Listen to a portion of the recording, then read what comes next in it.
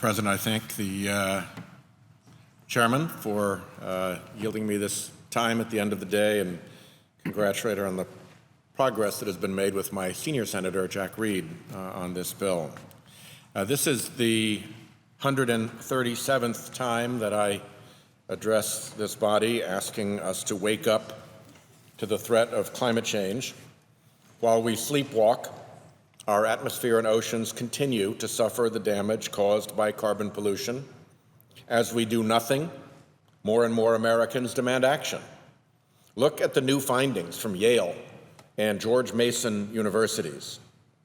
Despite years of industry climate denial propaganda, 75% of all registered voters, 88% of Democrats, 78% of independents, and 61% of Republicans support regulating carbon dioxide as a pollutant.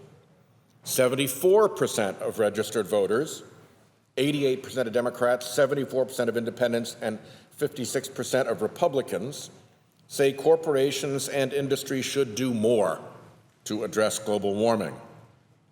And 68% of all registered voters, 86% of Democrats, 66% of independents, and 47% even of Republicans believe fossil fuel companies should be required to pay a carbon tax, and the money should be used to reduce other taxes, such as income taxes, by an equal amount. So, why does this chamber sit idly by and not even have that conversation? Thank the fossil fuel industry. For years, big oil and its allies funded outright denial of man-made climate change. Now, they've shifted strategies from denial to dissembling, saying one thing, but doing another. Take ExxonMobil. Back in 2007, the oil giant committed to stop funding the front groups that promote science denial. Here's what they said. In 2008, we will discontinue contributions to several public policy research groups whose positions on climate change could divert attention from the important discussion on how the world will secure the energy required for economic growth in an environmentally responsible manner. This sounds like a step toward responsible corporate behavior. A casual reader might believe that ExxonMobil would in fact stop funding groups with anti-scientific climate positions. One might think that, but one would be wrong. According to publicly available company documents, in 2014, ExxonMobil funded several organizations that promote climate science disinformation, including the American Legislative Exchange Council, which peddles legislation to state legislatures that include a finding that human-induced global warming, and I quote, may lead to possibly beneficial climatic changes. The Hoover Institution, whose senior fellow, who's not a climate scientist, argued that climate data since 1880 supports the conclusion that it would take as long as 500 years to reach 4 degrees centigrade of global warming. The Manhattan Institute of Policy Research, where a senior fellow writing about climate change said, and I quote here, "The science is not settled, not by a long shot. Furthermore, even if we accept that carbon dioxide is bad, it's not clear exactly what we should do about it." End quote. The so-called National Black Chamber of Commerce, whose president and CEO, Harry Alford, played the debunked denier card that there has been no global warming, I'm quoting here, detected for the last 18 years. That is over 216 months in a row that there has been no detected global warming, end quote. By the way, NASA just reported that April was the hottest April ever recorded, just like every one of the past 7 months was the hottest ever recorded for that month. And let's not forget our friends at the Pacific Legal Foundation, whose senior attorney attacked EPA's authority to even regulate CO2, in part because it is a ubiquitous natural substance essential to life on Earth. Saying one thing and doing another. ExxonMobil is publicly saying it's separated from the climate denial outfits, but it's still subsidizing their work to undermine public understanding of climate change. And this doesn't even count whatever they may be doing behind the dark money curtain that wretched Citizens United decision gave them. The hypocrisy turns even worse in fossil fuel industry lobbying. An ExxonMobil executive recently stated, "When governments are considering policy options, ExxonMobil believes a revenue-neutral carbon tax is the most effective way to manage carbon emissions." Well, Mr. President, I've got a revenue-neutral carbon tax bill, along with Senator Schatz. And I can assure this body that ExxonMobil is not lobbying in support of it. Every member of Congress knows that all the massive political infrastructure of the fossil fuel industry is adamantly opposed to any meaningful action. Shell Oil issued a report just last week that states, economy-wide carbon pricing, whether through carbon trading, carbon taxes, or mandated carbon emission standards, provides an efficient and cost-effective way of aligning incentives and motivating action across the economy to reduce carbon emissions. Top executives of 6 large European oil and gas companies, including Shell, BP, and State Oil, issued a joint letter calling on governments, quote, to introduce carbon pricing systems where they do not yet exist at the national or regional levels. We and our senior staff, they continued, will seek to engage and share our company's perspectives on the role of carbon pricing in several important settings, which includes, quote, in our meetings with ministers and government representatives. I ask unanimous consent for that letter to be entered into the record at the conclusion of my remarks. Without objection. So the question is, has any member of the Senate ever seen Shell or BP or State Oil or any other oil and gas company or any of their lobbying entities even once lobby members of Congress on carbon pricing? Other than, of course, to say, hell no.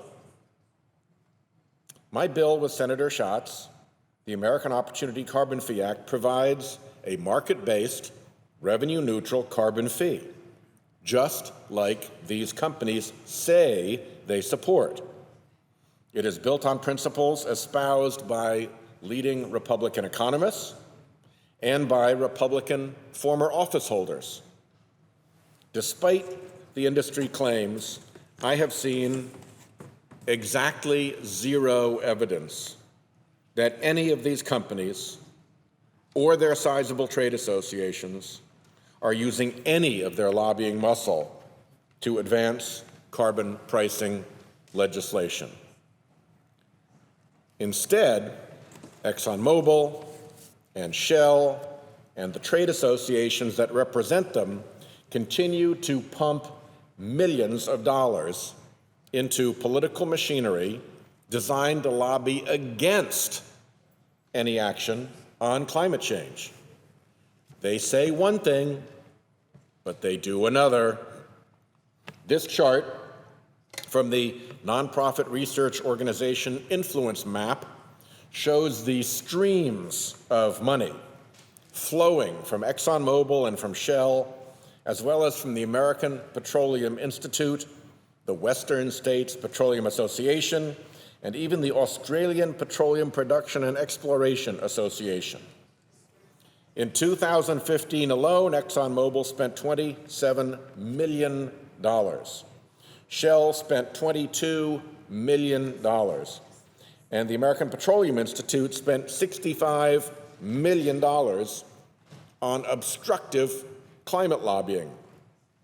This money deluge includes advertising and public relations, direct lobbying here in Congress and at state houses, and political contributions and electioneering. They say one thing, but do another to the tune of $100 million a year.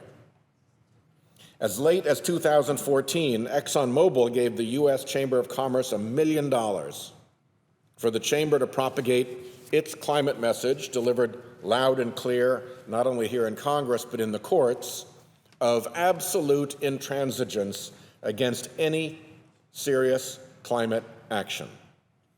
The U.S. Chamber is powerful, and in Congress, all of us see everywhere around us its implacable hostility against serious climate legislation. The gap between ExxonMobil's stated support for a revenue-neutral carbon tax and its lobbying activities in Congress against any such thing is why Representative Ted Lieu of California and I recently asked the American Geophysical Union, a top-notch scientific society, to re-examine its financial support from ExxonMobil.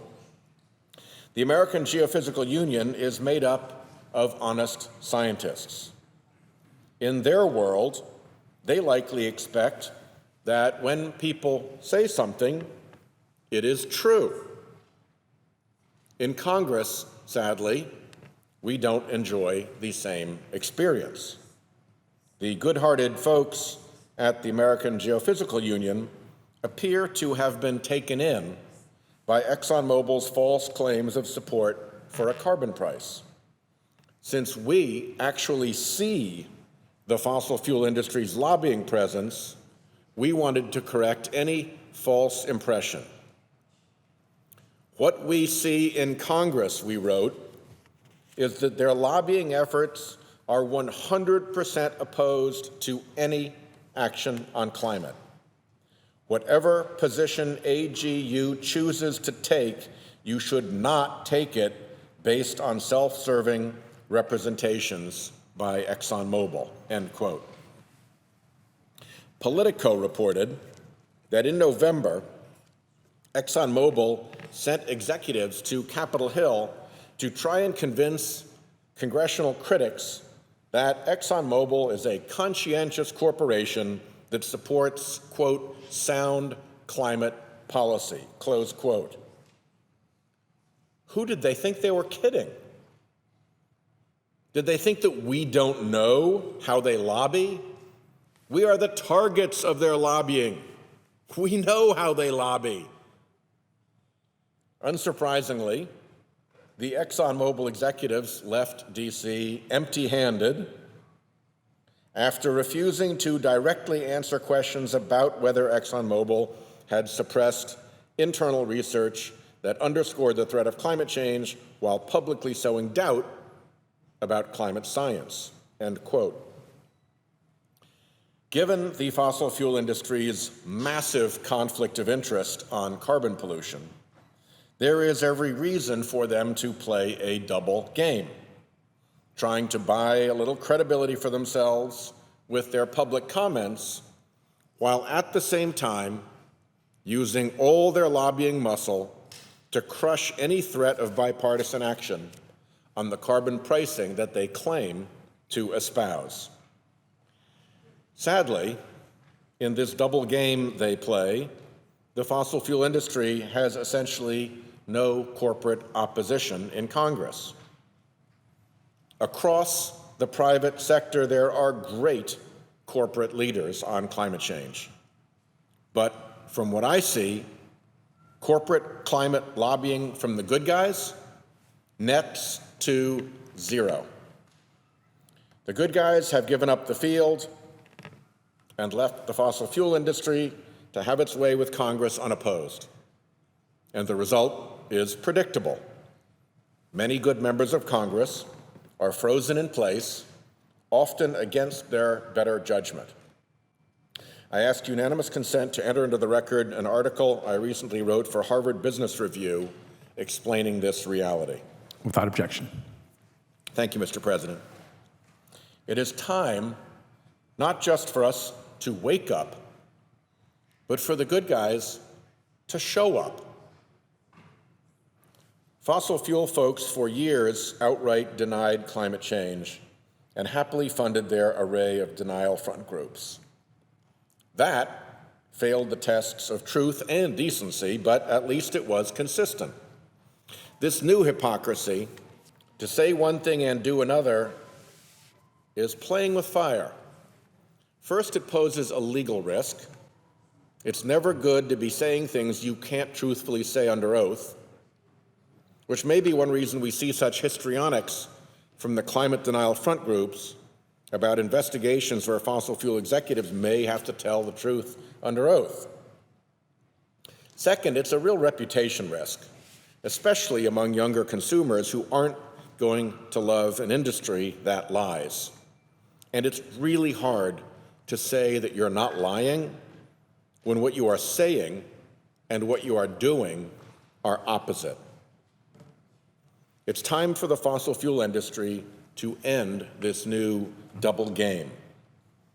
Either put your money where your mouth is and start working with Congress to enact a price on carbon as you say you wish, or go back to your climate denial and your creepy front groups and see how that works out for you. But saying one thing while you're doing the exact opposite is just not sustainable. Mr. President, I yield the floor.